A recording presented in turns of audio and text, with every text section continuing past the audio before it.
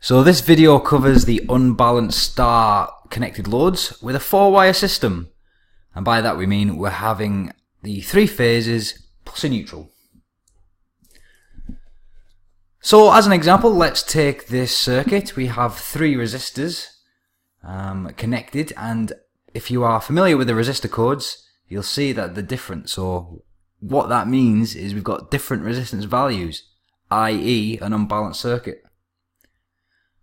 And just to recap, we have the brown line, which is the difference between the brown line and the black line, and we have the brown phase, which is the brown line to neutral. So this is the voltage drop across this resistor here. And so on for the black line, the black phase, the grey line, and the grey phase. And we can say that the brown line is equal to the brown phase minus the black phase, which is exactly the same for the balanced, which is √3 times the phase voltage, and there's a phase shift of 30 degrees leading. So let's put some kind of, in fact, first of all, what we'll do is we'll look at the currents, just to remind ourselves. We got the brown line current, and we got the brown phase current.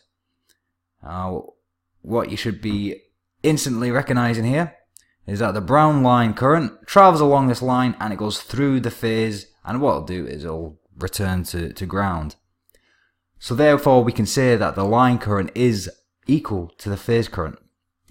And it's the same for each of the lines here. And what we can say is the brown line is equal to the brown phase current. And the neutral is the summation of all of these, the phasor addition of the currents.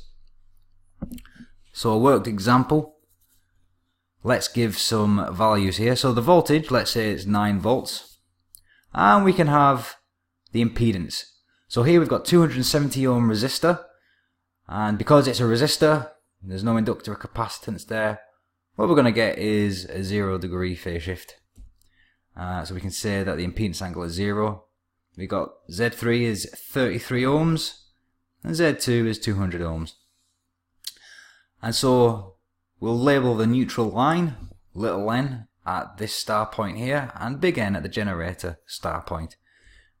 And what we'll have to do is we have to calculate the current in the neutral line. So when it was balanced, what was that? Well, it was 0. But because it's unbalanced, do you think it's going to be 0 still? Well, let's find out. So the first thing to do, we need to calculate the phase currents. So let's go for the brown phase. So the brown phase, just like what we were doing in the balanced, it's the brown phase voltage divided by the phase impedance. So we've got 9 volts at 0 degrees, taking this as our reference. And we've got 270 ohms, and that gives us 33 milliamps at 0 degrees.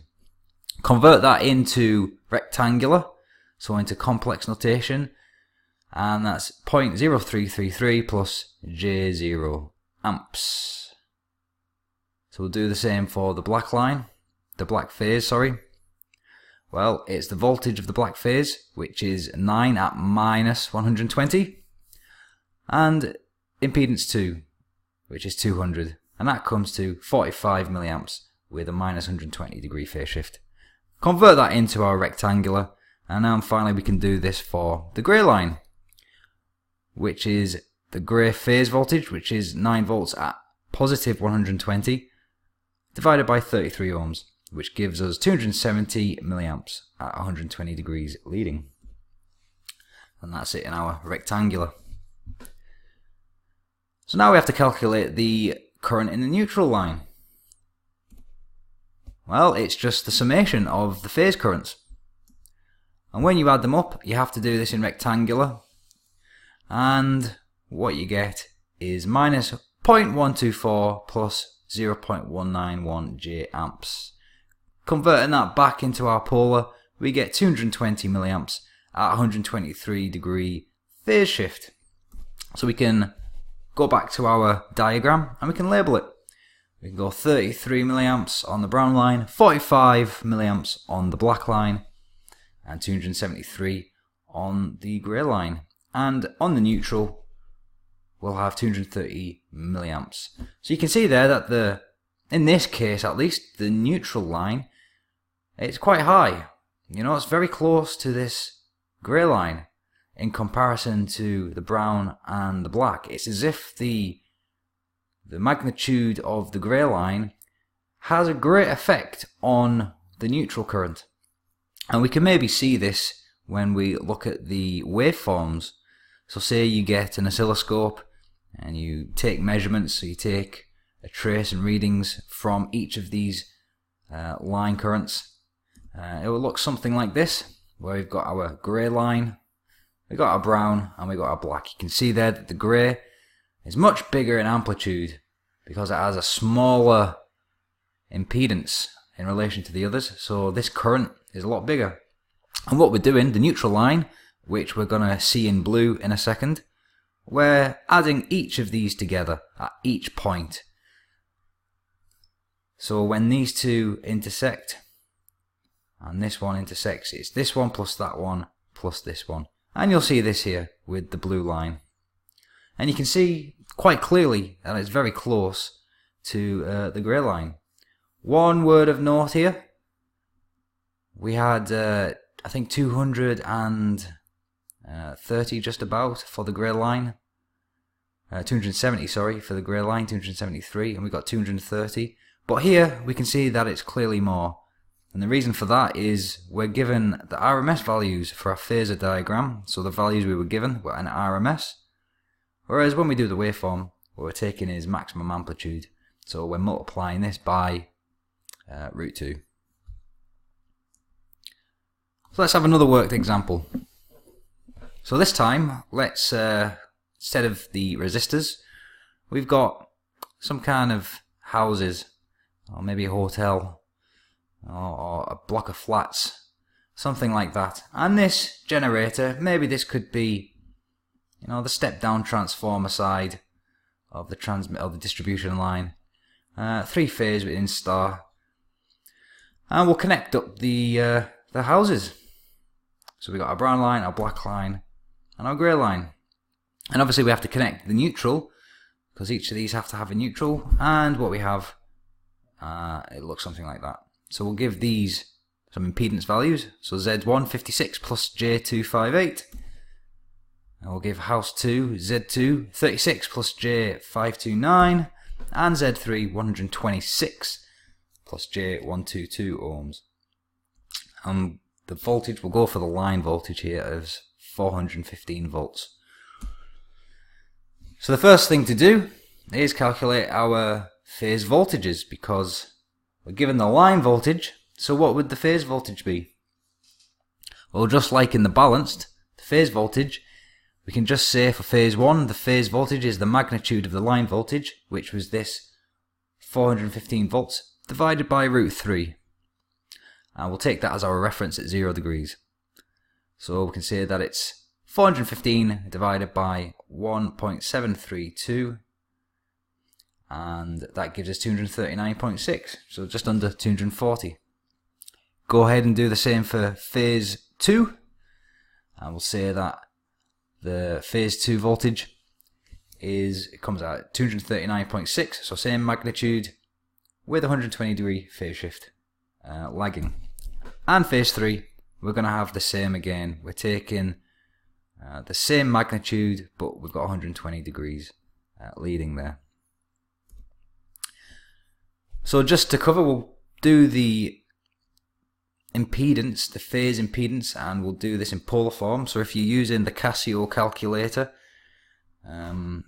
what you would do to calculate the impedance 1, you would enter the POL, the pole function, and what you would do is you would take the real part plus, and then you would take the imaginary part there, and then it would return the polar function there.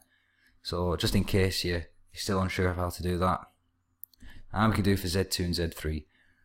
And what we have is 36.39 at 8.36 ohms and 126 at 0.56 degrees ohms. So now we can calculate our phase currents. Well, we got our brown phase, and we take our brown voltage, so phase 1 voltage divided by impedance 1, and what we do is we get 4.27 at minus 2.64 degree amps. And what do you do here? You convert this into rectangular, and what we get is 4.27 at minus J 0.197 amps. And you're going to do this for the other two phases. So the black phase, we're taking phase 2 voltage, so black phase voltage divided by impedance 2. So we've got our phase voltage there, and we've got our phase impedance, and that comes at 6.58 at minus 128.36 amps. Again, converting that into a rectangular gives us negative 4.086 minus J 5.163 amps.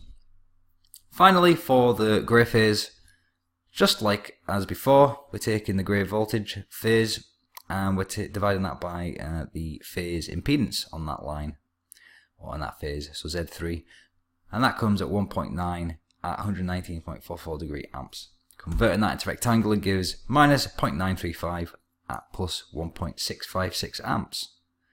So the next step would be to calculate the line current in the neutral line. So you just add all of the phase currents together in the rectangular way, and don't forget the brackets round here.